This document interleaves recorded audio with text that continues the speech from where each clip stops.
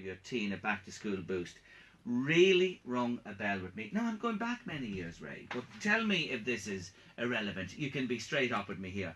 But I remember when I went into secondary school and moved along, I was afraid to, put my hand up to answer the question. I tried to hide in the class because I was afraid of being wrong or shown up as an idiot to the teacher.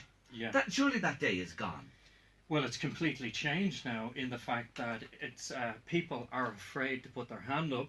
They're afraid of getting things wrong, but it's not in front of the teacher. It's in front of their classmates. And you see, the big issue for young people today, and I see this over and over again with the young people that I'm coaching, it's confidence.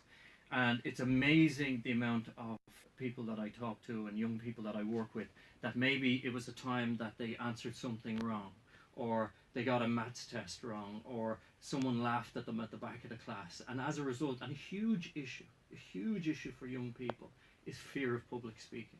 The amount of students that I've coached who have this total anxiety about putting their hand up in class because they're afraid to speak out, it's unbelievable. So and even only the other day I was coaching a young person, and she was a lovely young person, but she's so afraid of actually drawing attention to herself because she doesn't have that many friends, she's outside of the kind of cool kids, all of that type of stuff. And if you can imagine now with social media, with Instagram and all, Snapchat, that's multiplied by 100, because your circle, when you were going to school, you probably had a circle of 4 or 5 friends. Now that circle has expanded. You've got your 5 friends, then you've got the class of 30, but then you've got the whole school. And now everyone's online, so everyone can see each other, and that's what's magnified everything. So what do you say? What do you say then to a parent to say to their children making this transition, no matter what year they are, be it first year or moving on to secondary school? How do you overcome this? Should you not be afraid to put your hand up? Yeah. So I say to that is your goal is to become more nervous. Your goal is actually, and this is the young person I was talking to the other day, make herself nervous, make herself go red in the face, actually make mistakes, get answers wrong, and to give herself permission to be herself. And it's Ken Robinson has the #1 TED Talk on TED, if you know TED, on YouTube. Yes. 15 million views, and he talked about how schools kill creativity. Well, I think it's actually technology is killing creativity to a large extent, because it's the fear now of things being put up online, on your friends saying something about you behind your back and sharing it with their Snapchat group. And my message to that young person is actually to double down on it. Double down on your personality. So who cares? Because at the end of the day, who actually cares? What she's looking for is validation from her peers, instead of actually thinking about her own game. And this is what I talk about in Raise the Game. Stop focusing on someone else's game and start playing your own game. And it's this comparing yourself to each other. And that's what's happened through social. Well, again, I keep coming back to social media, but everyone's focused now on followers instead of focusing on their own game. And what I mean by that is maybe you got 60% in your last maths test. Can I get to 65%? What do I need to improve? What do I need to actually become more creative? Who do I... one of the things I was coaching someone the other day, she's weak in Irish. I said, who's the best person in Irish in their class? Who do you know someone who's fantastic at Irish? Set up a study group with that person, become a study buddy with that person, and actually start to feed off that person. Hang around. You're the average of the 5 people that you hang around with. So if you're knocking around with 5 people that are afraid to talk or afraid to speak up, or not bringing you up as a person, change the people that you're knocking around with. So it's all of that type of stuff.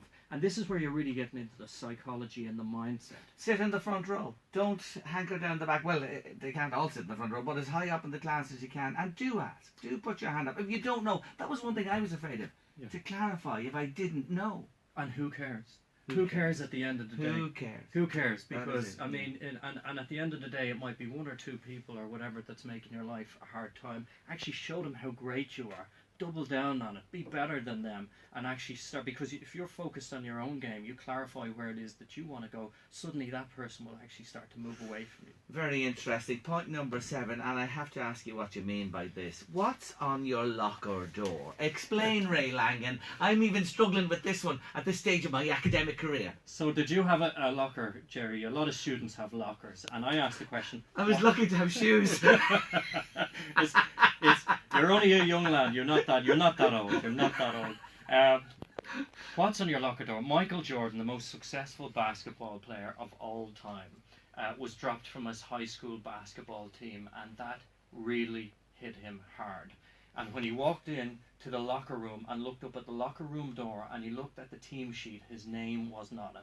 He picked up the basketball and he went out and he practiced for 6 hours. And every day he started practicing for 3, 4, 5, 6 hours. And even when he became the great Michael Jordan and had won all these NBA championships, every time he started to get tired, he thought about the locker door.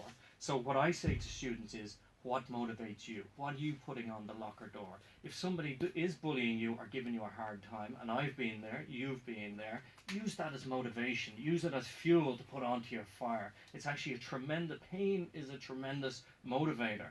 I know someone else, a friend of mine, who was getting a hard time from the French teacher. His way of motivating himself was to get an A in French in the Leaving Cert. So the key to it is actually take that pain, take that thing that's hitting you, put it on the locker door as your motivation and start to use that. That's what's going to help you increase whatever it is, your grades, get on the, I say basketball team, hurling team, football team, whatever team, but use it as fuel. It's so interesting. You know, communication with teens today for parents. I come back to, don't put your devices off at night time. Don't have them at the desk when you're studying. They'll probably feel at times, oh, you're on me back again, this, that, and the other. But that whole communication area between the two, different generations. Yeah. And a big problem today is that parents are becoming more friends with young people. There is that crossover. Look, the big problem that young people have today is delayed gratification. The marshmallow test. This is where they tested two cohorts of young people age 4, and what they found was they put a marshmallow in front of the 4-year-old, and what they found was the 4-year-old who didn't touch the marshmallow the longest, i.e. the delayed gratification, they went on to be more successful in life. And the problem with young people today is everything is so downloadable, everything is so instant, whether it's shopping, whether it's looking at Kim Kardashian, whether it's music, it's all instant.